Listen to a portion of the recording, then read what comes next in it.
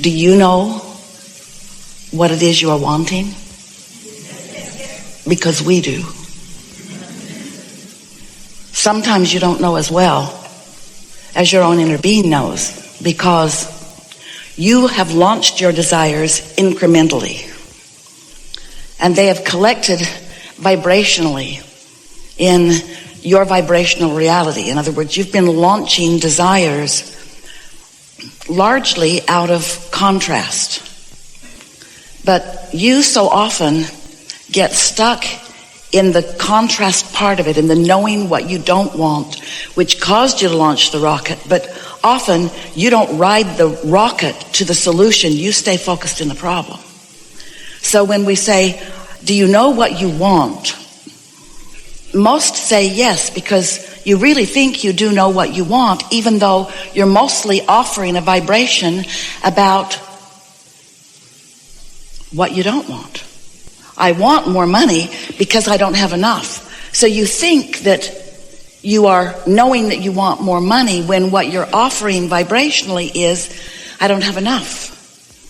And when we say, do you know, we mean, do you offer it vibrationally consistently? There's a difference between knowing and lip service. Knowing is a consistent vibration. When you know something, we talk about beliefs. A belief is just a thought that you continue to think. And so sometimes what you believe and what you desire are not vibrationally the same. But the universe, law of attraction, is responding to what you are offering vibrationally. And what you are offering vibrationally is really what you are knowing. When we say you can bridge your belief, and so a belief about what you want is such a good thing. So believing it or hoping it is certainly better than doubting it. But knowing it, knowing a belief, means you've practiced the thought of it and you own it, and it's your default position. It's where you go. It's what you know. It's what you know. It's what you know. It's who you are. It's what you radiate. And therefore, it's what comes back to you. And therefore, there's evidence all around you of your knowing of it. And so really, what being a deliberate creator is defining what it is that you would like to experience, and then practicing the thought of what that's like until you know it. And the most wonderful thing happens is that when you know it, of course you know it because it manifests all around you. So that is in fact what holds so many people up, is that what's manifested is easy to know because you can see it and hear it and smell it and taste it and touch it. And so it's easier to know that you don't have enough money than it is to know that whatever you want will come easily to you, because the evidence of not enough money has more of your attention. And so the thing that we hear from so many of you through your words, through the emails and letters that you write, and through your vibration, is that you mostly believe what you are seeing. Most are offering, and we understand why, but most are offering a vibration in response to what you're witnessing. And we want to get you thinking about this in a different way, because the only reason that you or anyone is witnessing, seeing, hearing, smelling, tasting, touching, witnessing whatever it is that you are witnessing, is because somebody has given it enough attention that it became a manifested reality. But there is so much reality along the way that you could be giving your attention to, that you could change the outcome of the manifestation. You don't have to, and you don't want to, continue to regurgitate what you're witnessing. That's why we call it deliberate creation rather than accidental creation. Deliberate creation rather than creating by default. So if you decide that there is something in your experience that you would like to be different than it is in terms of the manifestation, you've got to withdraw your attention from what is in order to leave some room for some change. Because if you keep looking at it like it is, talking about it like it is, now when we say what is, we're talking about what you think is. Because we know there's a whole lot that is vibrationally that you're not witnessing with your seeing and hearing it and smelling it and tasting it and touching it. So most humans don't want to acknowledge what is vibrationally. You only want to acknowledge what is manifestationally. And that's old news. That's like gum that you've chewed the flavor out of. That's past tense, really. What you say, this is what is, we say, that's old news, because that vibrational ship is already sailed. It's already manifested. And it's full of things for you to witness in order to launch new intentions and new desires and. So as we're together today, we want you to focus with us. We'll help you on the vibrational becoming of things. Because if we can get you to withdraw your attention just a little bit, a lot, from what you think is, and put your attention more and more and more on the vibrational evolution of your desires, you're going to have so much fun, because that's what you came for. You came for your hands in the clay. You came for the creating. You didn't come for the creation. You came for the process of the creating, because once it's created, you know that, don't you?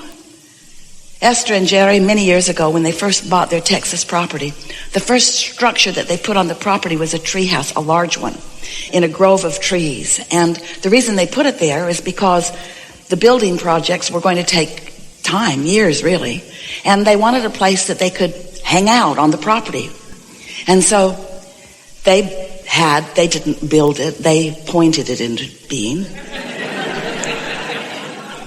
And every day, the men who were building it, a big crane came and dropped 6 big, long poles into the ground, which was the structure for this 6-sided tree house. 6 sides and 3 stories tall, and they built 1 level, and Esther said, more please, and they built another level, and Esther said, higher, higher, higher. And Jerry said, how are you going to get up there? And Esther said, a rope. A rope ladder. And Jerry said, I can't really see that.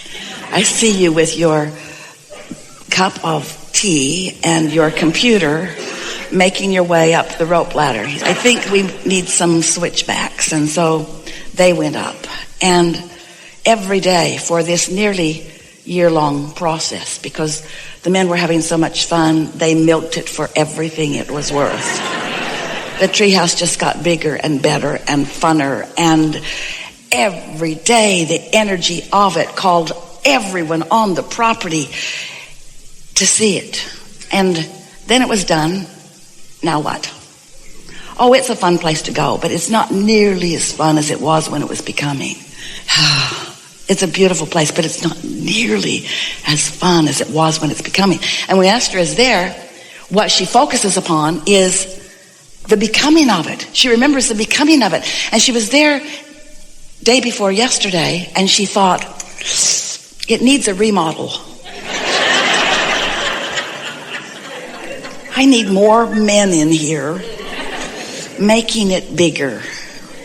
We could go out on that branch and over there, and shouldn't it be red now instead of brown? It's kind of tree colored, because the idea was to hide it in the trees, and now Esther wants it to not be so hidden. Everything must continue to become in order for it to call your interest to it, because you are a creator and you harness the energy that creates worlds. It flows through your thought processes and it causes things to become. And so the good news is that you are focused into a life experience with so much variety that new is being called to you and through you constantly. And the only thing that keeps you from feeling elation all through every day of your experience is that as it's being called through you, for some reason, you've got beliefs that block it. You don't let the energy flow. And when there's energy being called through you, because contrast has planted a desire in your vibrational reality, and you don't let, either consciously or unconsciously, and it would surprise you how often consciously you continue to foster beliefs that prevent your own desires from flowing.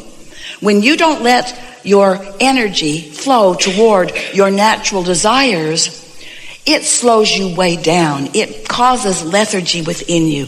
It causes illnesses within you. It's like putting a stick in a fast-moving wheel. Sometimes it brings about an abrupt stopping of it, and sometimes it just wears you down and makes you tired until life then produces another desire. So the reason that we are so interested, excited really, to be with you, to chew with you about the things that are important to you, is because we have a very clear view of the desires that you have launched that are in your vibrational reality. We continue to focus like this, but it's because we want you to realize that when you know what you don't want, you know what you do want, and you launch these rockets that are gathered for you. And by gathered, we mean, you know about law of attraction, sort of, kind of, you get the sense of that. Well, there's a part of you, a larger part of you, that didn't come into your physical body with you when you came. That larger part of you remained non-physically focused. Humans have often called that part of you your soul, or the source part of you. So that non-physical part of you, when you launch a rocket, and that rocket of desire radiates, it is held or given attention by your inner being. And so that rocket of desire that you launch is held by your inner being. Your inner being holds the point of focus that then law of attraction is responding to. Does that make sense to you? When you think a thought, law of attraction is responding to you and the thought you think. And so things like the thought you're thinking, even other thoughts like the thought you're thinking, other thoughts like the thought you're thinking, conversations like the thought you're thinking, conversations like the words you're speaking, people like the being that you are, all things that are likened to themselves are drawn by law of attraction. So when you think a thought with your human, physical, beautiful personality that is you, law of attraction brings other things like that to you. But, hear this, but, when you've launched this rocket of desire, when you've set a preference forward and your inner being receives that preference on your behalf and knows you want it, your inner being gives undivided, and in other words, doesn't contradict it, doesn't doubt it, doesn't worry about it, undivided positive attention to what you've asked for. And that point of attraction is very real. So when we say your desires gather other desires like them, that's why. You have an advocate called your inner being holding your hopes and dreams and desires in very clear perspective, and law of attraction is growing them as law of attraction grows everything that is focused upon. You can thank your inner being very much for keeping alive your dreams, your desires. However, the very fact that your inner being does stay focused upon what you want is the very reason, the only reason, that you ever feel negative emotion. Because you ask for it and your inner being knows you want it, and your inner being owns it and knows it and holds it. And when you don't, when you stay focused upon the reason you want it, I want more money because not having enough money is miserable. Well, your vibration of not having enough money, your misery about it, makes you contrary to your own desire. And that's what negative emotion is. You're not miserable because you don't have enough money. You're miserable because you're not in sync with who you really are. Who you really are became more and you didn't go because you're focused upon what you can see and hear and smell and taste and touch. Stop it. You're still chewing that old gum. You're going through the motions and you may be giving it lip service. But anytime you feel negative emotion, it always means the same thing. You have expanded. Your inner being took the expansion. Your inner being holds the expansion. Your inner being is the expansion. Your inner being is holding the expansion for you, and you're not coming because you're facing what you think is reality. It's not reality. It's old news. It was the bouncing off place. It was what gave your dream flight. It was the problem that caused the solution to be born. It was the question that caused the answer to come about. But you've got to make a decision. Are you going to stay focused upon the problem, or are you going to look forward to the answer? Because your inner being, you may not know this, your inner being already found the answer. You know why? Oh, friends, this is the part that is the most wonderful about you. When you live enough life that you identify a problem, with every particle of the problem that comes into being, the solution comes into being too. If you've got a problem, There is a solution. The question is, are you going toward the solution, or are you still defending or justifying the solution by hammering away on the problem?